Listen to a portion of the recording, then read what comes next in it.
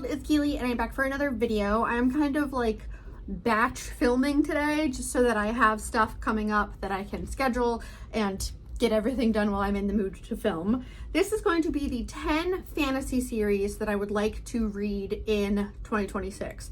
Now, some of these are ridiculous and there's no way I'm going to read all of the books in these series like 100% by the end of 2026, but I want to at least make some progress in them if at all possible. I have very good intentions of doing this. I want to do this. The first series is one that the second book just came out, and this is the Hierarchy series by James Islington. So far I've only read one book from this author, and that was The Shadow of What Was Lost, which is the first book in the Licanius trilogy, but I never continued on. I read that book and I also read Malice by Gwynne right at the same time. So in my head, it's the same book.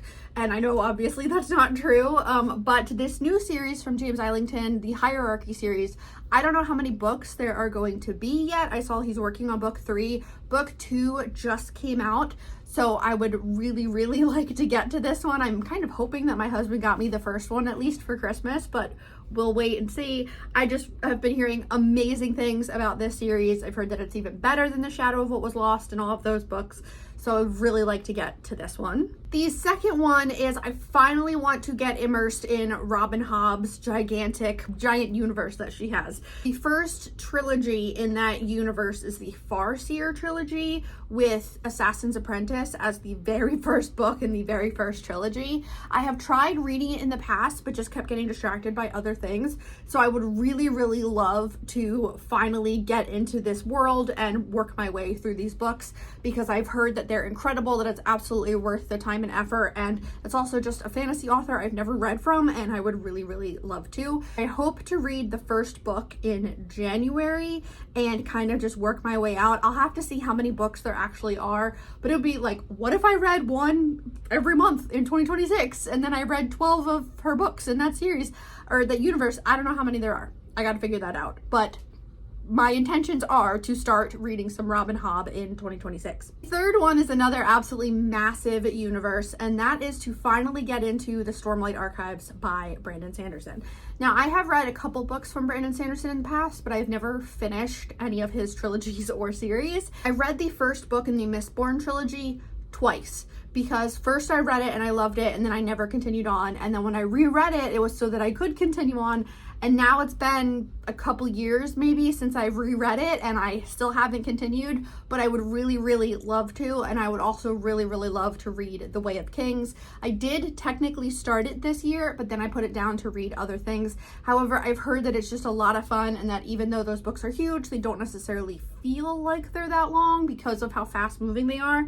So I'm really hoping to make some progress in The Way of Kings and, well, in general, the Stormlight archive in 2026. The fourth series I would love to get to in 2026 is one that my husband actually wants to buddy read, and that is The Shadow of the Leviathan, which is the new series from Robert Jackson Bennett. I just finished the Founders trilogy like this month by Robert Jackson Bennett, and I absolutely love it. I've read 4 books from him now, and he's one of my favorite authors, and I've heard that this new series, which is A Tainted Cup and A Drop of Corruption, are about like a buddy detective duo or something. I've just heard really good things, and so my husband's also interested and we want to read this one together. One that I need to reread the first book so I can continue on is the Legendborn cycle by Tracy Dion. I read Legendborn years ago when my husband got me it for Christmas, and then I never continued on once the second book came out. And I have the second book in hardback, but when I tried reading the second book, I think it was earlier this year I tried to read it,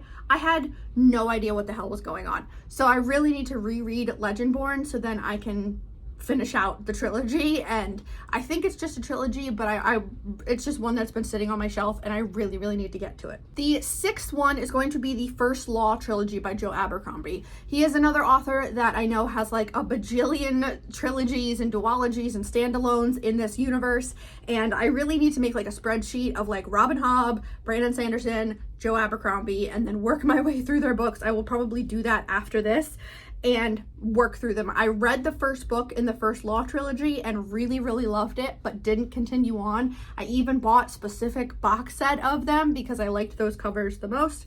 so I do need to reread that one and then continue on and finish that trilogy. The 7th one is one that I already talked about, and that is The Faithful and the Fallen by John Gwynne. So the first book was Malice.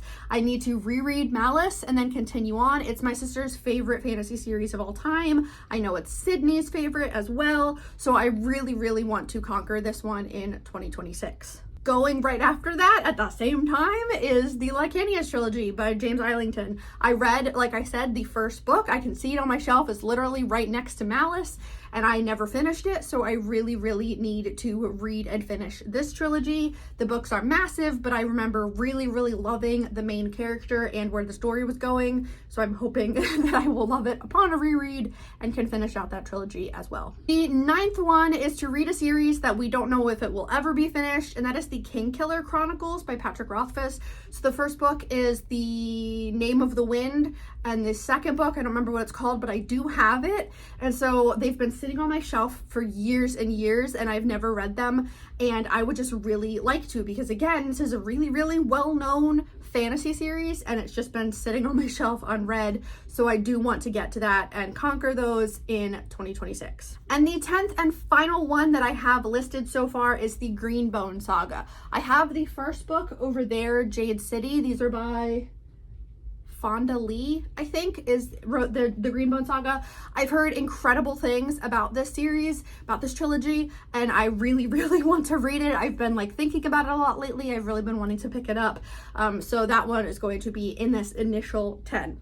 Now my plan is not only I'm going to like keep track throughout the year of the ones that I'm reading, but also my plan is if I finish one, like if I happen to get, caught up and I read both of the Kingkiller Chronicles, or if I read the first 2 books in the Hierarchy series by James Islington, I will add a new series to this so that any given time I have 10 that I'm working on. That might be crazy and not necessarily attainable, but that is absolutely what I am going to do for 2026. I'm really excited to dive into some new fantasy universes.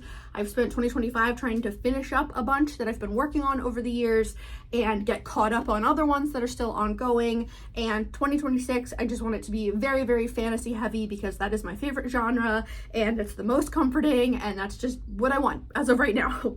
So those are all the books that I have for this video. Let me know if there are any series that you think I should absolutely get to in 2026 that are fantasy.